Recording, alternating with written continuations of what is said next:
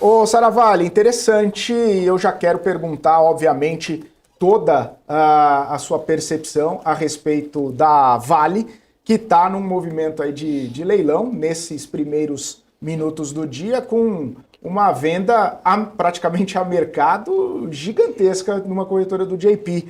A gente já está vendo a Vale perdendo valor ao longo dos últimos meses, daquele pico lá de novembro. Caiu 20% até um pouquinho menos, ali um pouquinho mais, mas a gente está vendo a Vale no centro aí de uma série de discussões.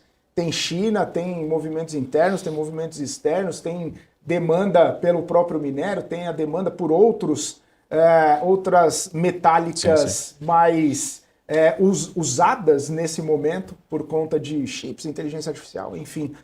E aí, Saravalli, qual que é esse cenário de Vale aí, esse movimento forte aí? Quem faria um movimento dessa magnitude aí para mexer tanto assim com o mercado?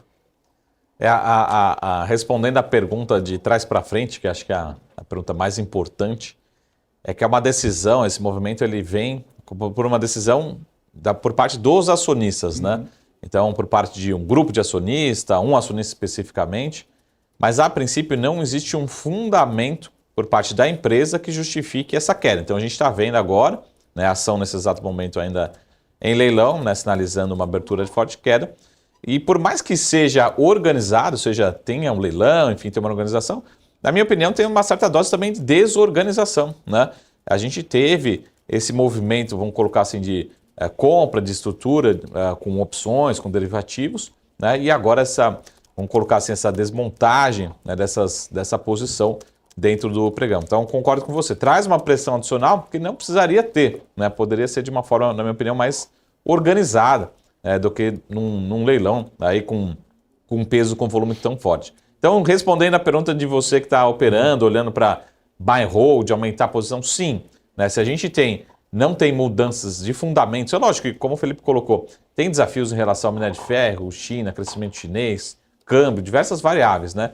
Mas se esse valor, né, esse leilão de hoje está trazendo pressão para as ações adicional, uma pressão adicional, uma desvalorização adicional, e os fundamentos não mudaram, né, de ontem para hoje, para mim, chama-se oportunidade, está abrindo uma oportunidade para o investidor. Seja investidor de curto prazo, né, seja investidor de buy and hold, de médio e longo prazo. Né? Olhando para os fundamentos, é um baita preço, né, um preço atrativo, né? A companhia continua gerando caixa, vai entregar bons dividendos, enfim, está com uma boa estrutura de capital e tem essa pressão adicional. E como o Maurílio colocou, pode ser que esse movimento, né, de leilões, enfim, de redução da posição, continue não só para hoje, a gente tenha outros movimentos ao longo dos próximos dias. Tá? Então, tudo mais constante. De novo, a gente tem, Marco, não tivemos alteração no cenário macroeconômico global, né? De uma forma geral, preço de minério, mesma expectativa, tudo mais constante, essa pressão abre oportunidade de compra. Eu acho que é exagero, né? Precisaria para mim ser um pouco mais organizado,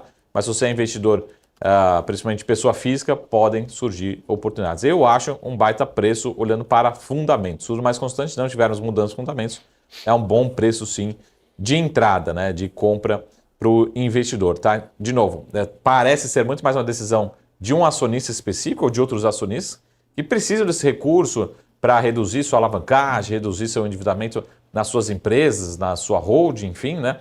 Caso específico da Cosan, mas outros acionistas também podem estar passando por esse momento, do que, de fato, Marco, tem alguma sinalização, uma preocupação para Vale? Não, tem. Risco, lógico que tem, né? Mas nenhum risco adicional, não surgiu um risco de ontem para hoje especificamente. Foi uma decisão de um acionista ou de um grupo de acionistas que estão decididos vender, tá? Lembrando que se a gente pegar calcular especificamente para esse acionista, para a Cosan ou outros acionistas, certamente compraram, aumentaram posição lá atrás a um preço mais alto e estão vendendo a um preço mais baixo. Então, não tem um racional, eles estão realizando prejuízo, ou seja, eles estão procurando alternativas para liquidez para resolver problemas financeiros em outras empresas. Essa é a minha avaliação e acho que essa é a informação que a gente tem até esse momento, tá? Então, não mudando os fundamentos, na minha opinião, abre sim uma oportunidade, ou seja, para trade, para swing trade, ou até mesmo para buy and hold, com os fundamentos ainda sólidos, né? Grandes desafios, mas sólidos da Vale, né? Tudo mais constante. Ô, Saravalli, uma dúvida que fica é uma movimentação dessa magnitude talvez ser feita a mercado, não com block trade, não com algo ali já estruturado para não causar tanto dano assim no mercado, ou para não causar tanto burburinho assim no mercado. É incomum isso? É de se questionar, de duvidar alguma coisa em relação a isso? Ou está no direito, põe a mercado e quem quiser comprar que faça a compra e mexe o mercado tanto que tem que mexer sem problema nenhum? A principal sinalização, até já pedi ajuda para o Maurílio daqui a pouquinho, mas a principal sinalização é para talvez o acionista da outra ponta, né? Então, provavelmente, pelo menos eu estava acompanhando assim alguns minutos atrás, né? A Cosan era um dos destaques de alta.